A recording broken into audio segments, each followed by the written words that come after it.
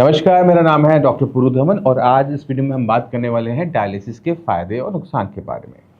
अक्सर हम लोग डरते हैं डायलिसिस से कि डायलिसिस से ये हो जाएगा, डायलिसिस से वो हो जाएगा, डायलिसिस एक बार शुरू हो गया तो आपकी लाइफ के साथ ही वो ख़त्म होगा।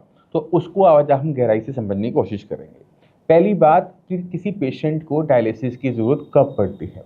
किसी भी पेशेंट को, किडनी फेलियर के पेशेंट को डायलिसिस की ज़रूरत तब पड़ती है जब उसका खून इतना गंदा हो जाए कि बाकी ऑर्गन्स पे, लाइफ पे थ्रेट बनकर आ जाए। जब आपके बॉडी में क्रिएटिनिन बढ़ा, यूरिया बढ़ा, तो ब्लड के अंदर जो गंदगी है वो पूरी बॉडी में घूम रही है और सारे के सारे जितने भी वाइटल ऑर्गन्स हैं, ज़रूरी आपके ऑर्गन्स हैं, वहाँ पर भी ब्लड वही गंदा जा रहा है। अब सोचो कि खून गंदा है, खून गंदा आपका हार्ट की तरफ जा रहा है और वो हार्ट को पंप नहीं होने दे रहा, उसको ऑक्सीजन नहीं दे रहा, उसे ताकत नहीं दे रहा और आपका हार्ट वीक होता जा रहा है। तो सबसे बड़ी दिक्कत यही होती है कि जब क्रिएटिनिन के लेवल बहुत ज़्यादा बढ़ जाते हैं तो आपका हार्ट की जो पंपिंग है वो रुक सकती है। इसी वजह से हमें ब्लड को क्लीन रखना पड़ता है। अब ब्लड को क्लीन रखने के हमारे पास 2 तरीके हैं, या तो आपकी जो नेचुरल किडनीज़ हैं वो काम कर जाएँ या फिर हमें डायलिसिस से अपना खून को साफ करवा के अपना सर्वाइवल बढ़ाया जाए। मगर ये तो हो गए इसके फ़ायदे कि अगर आपने ज़िंदा रहना है, किडनी बिल्कुल काम नहीं कर रही, तो डायलिसिस आपकी मदद कर सकता है। बट डायलिसिस जो मशीन है, वो जो डायलिसिस हम कहते हैं जिसको, ये जो मशीनें हैं, ये अभी तक किडनी की तरह खून को साफ़ नहीं कर पाती।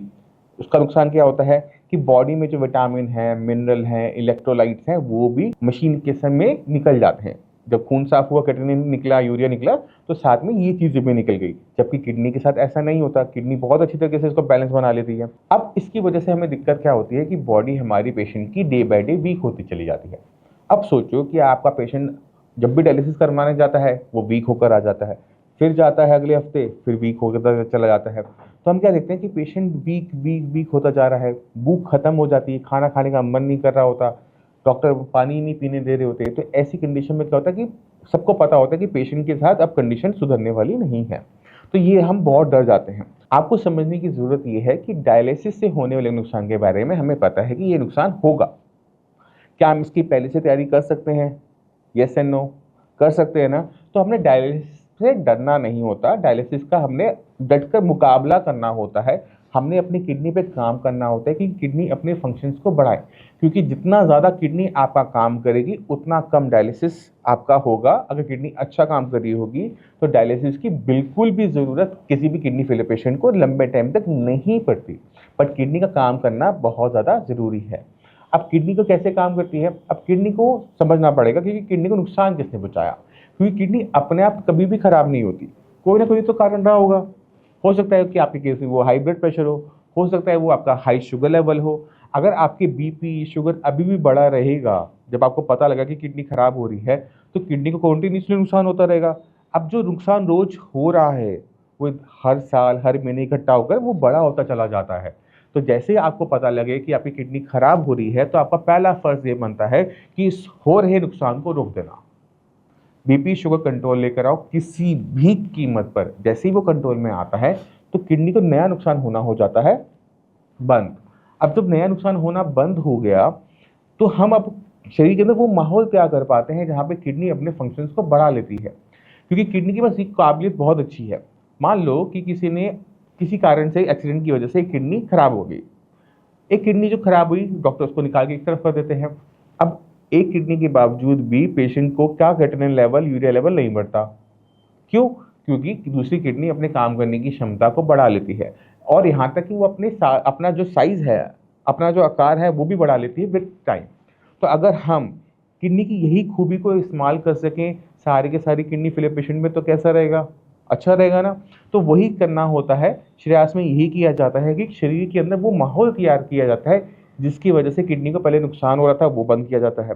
फिर किडनी की अपनी क्षमता को बढ़ाने के लिए वो माहौल दवाइयों से तैयार किया जाता है जहाँ पे किडनी अपने फंक्शंस को बढ़ा ले। और जैसे ही ये होता है तो क्रिएटिनिन लेवल, यूरिया लेवल बहुत अच्छी तरीके से डाउन होना शुरू होता है, जो कि आप इन रिपोर्टों में आप देखो। तो आपने खुद देखा कि किस तरह से हम क्रिएटिनिन को लेवल को डाउन कर सकते हैं, यूरिया लेवल को डाउन कर सकते हैं।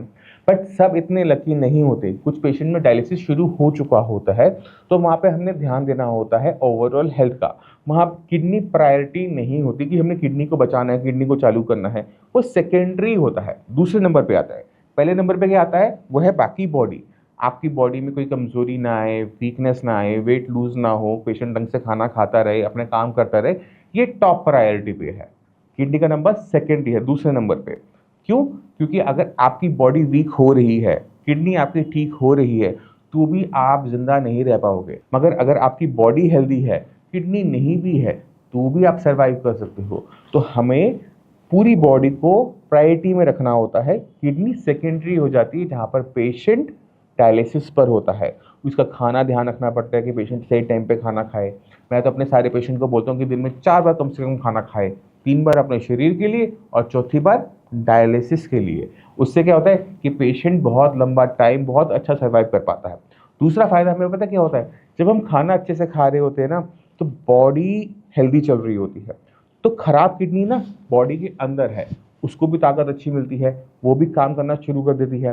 बट अगर मेरी बॉडी कमज़ोर हो रही है, तो बॉडी का ही हिस्सा है किडनी, वो भी कमज़ोर होना शुरू होता है। रिजल्ट क्या होता है कि लेवल्स हमारे और ख़राब होते चले जाते हैं, पेशेंट की बॉडी वीक होती चली जाती है, पेशेंट को सांस लेने में दिक्कत आ रही है, पेशेंट को उठने बैठने में दिक्कत आ रही है, पेशेंट को बोलने में दिक्कत आ रही है, पेशेंट चिड़चिड़ा हो रहा है। ये सारी की सारी कंप्लेंट्स आनी शुरू हो जाती हैं।